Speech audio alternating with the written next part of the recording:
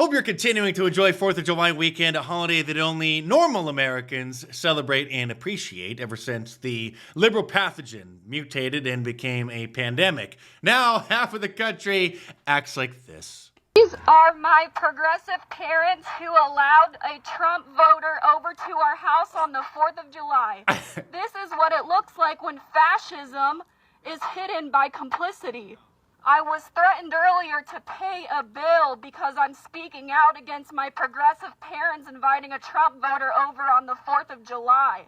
To pay a bill. Probably to pay her phone bill, because what kind of a parent wants to tolerate this idiocy? Also, every year, many disgruntled black people who can't get over slavery, even though they tremendously benefited because of it. Let's be real, if it hadn't happened, many of them would have been born in Africa and grown up in a dirt hut, not even owning a pair of shoes, but they still can't get over the historical injustices that happened hundreds of years ago. And so now we have people like this in our country.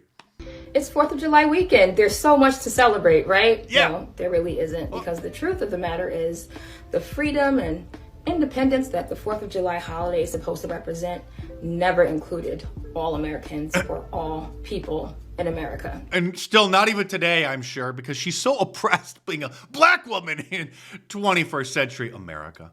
Right? So back in 1776, black folks were still enslaved. So that's not anything to celebrate. So what I want to challenge you to do this weekend, and you should really do this every single day if you want to live an anti-racist lifestyle, but specifically for this weekend, instead of spending all your money on the red, white, and blue everything, ask yourself, where am I benefiting from the labor of black people, and what am I giving to them in return?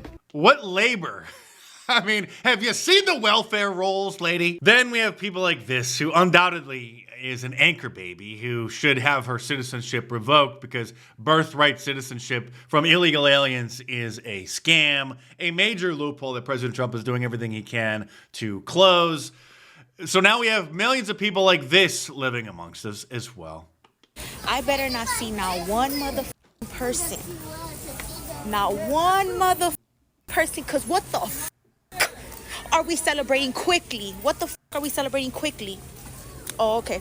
Well, aside from the creation of the greatest country in the history of the world this year, many people celebrated President Trump signing the big, beautiful bill into law, which he did on the 4th of July during a signing ceremony at the White House. Now, obviously, the bill is far from perfect, but one of the good things that it does do is fund ICE with over $100 billion so that they could start rounding up the countless millions of illegal aliens and ejecting them from this great country. $100 billion for ICE. So obviously they're very upset about this. What would it look like? The staggering increase is difficult to process. Well, it sure is, but I can't wait to see it put to work. Here's one TikToker's reaction.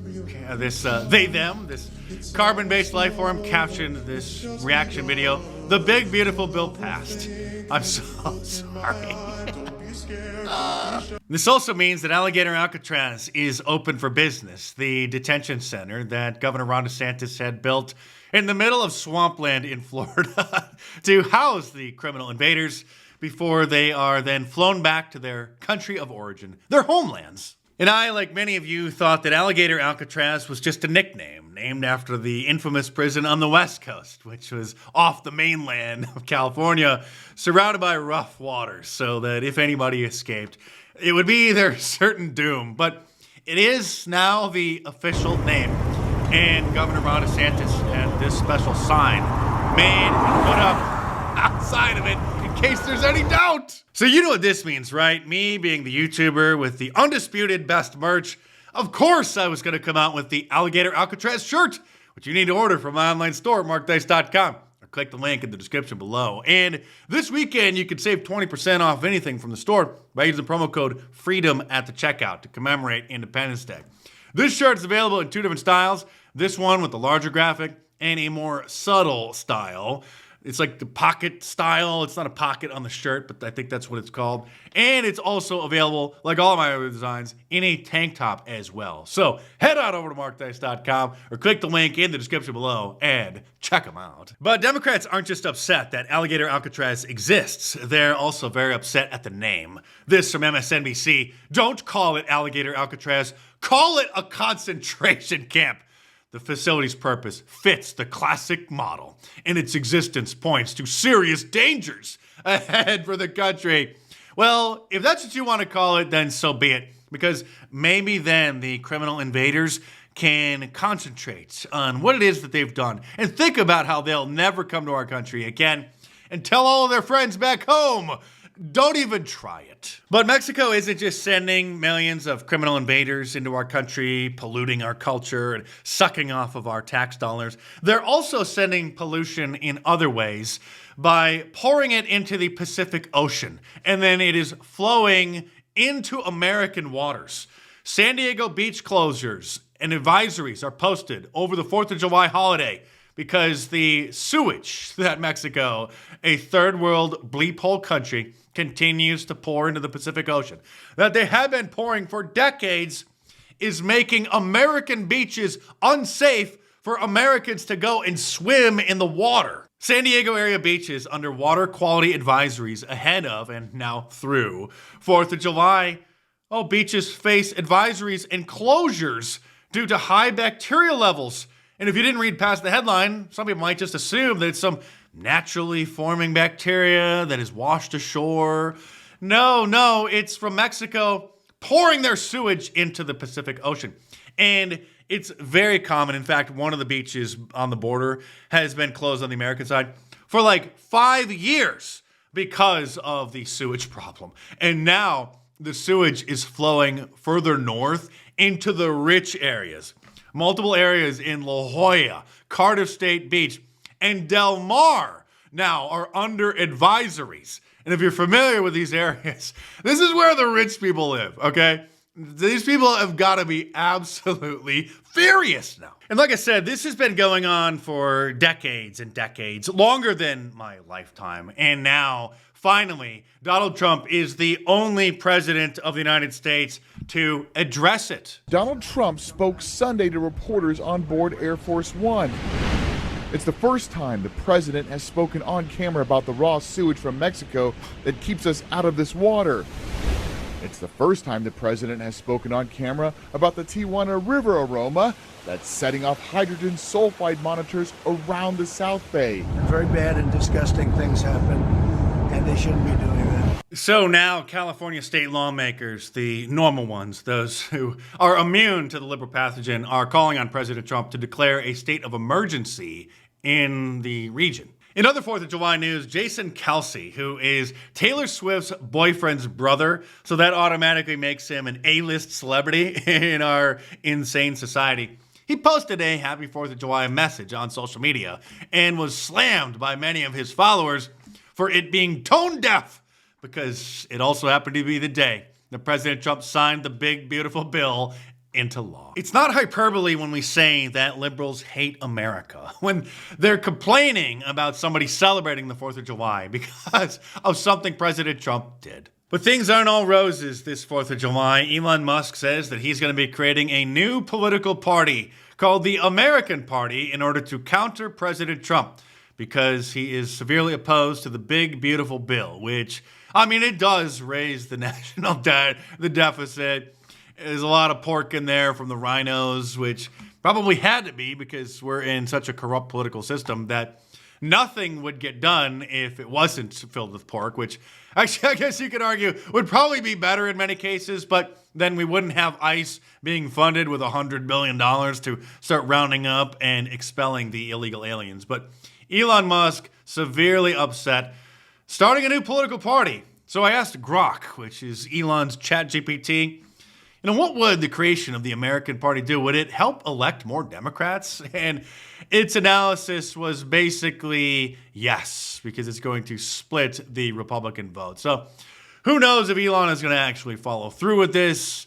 He does things on a whim and then changes his mind, sometimes 24 hours later. Sort of like when he first rolled out the verification program on Twitter, charging people $7.99 a month to get their nice little blue verification check mark, but didn't actually verify the identity or the entity of the person using the account. And so then he put a pause to that less than 24 hours later. And if you use Twitter X at all, then you undoubtedly have come across Elon's biggest fanboy, Ian Miles Chong, who is a Malaysian who masquerades as a American MAGA patriot, who is the biggest clickbait bottom feeder on the entire platform.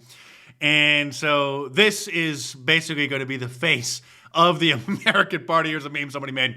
POV, point of view, an American Party recruiter knocks on your door. So we'll see what happens with the American Party, although if Elon gets his way, he would flood the United States with millions of quote-unquote legal immigrants, mostly from India, through the H-1B visa loophole, which really blew up on Christmas Day last year when Vivek Ramaswamy made the announcement celebrating it, that we need more of his kind here, more Indians here, and then Elon poured gasoline on that fire, denouncing anyone who was against closing that loophole, saying that we need the best and the brightest by the hundreds of thousands to come here and then work, low-skilled, low-paying jobs that displace ordinary Americans, that the big corporations then hire the H-1B visa workers because they'll work 80 hours a week for lower pay. They'll work on Christmas and Thanksgiving because they're not Americans and they're not assimilating and they couldn't care less about our holidays. But there is more than just a high GDP that makes America great. It's about our culture. It's about our people. Because if Elon and Vivek Ramaswamy get their way, then this South Park skit is going to be a reality everywhere across the country. I can't play the whole thing for copyright reasons, but it's a musical skit about, well, I guess just have a listen. There are too many minorities at my water park.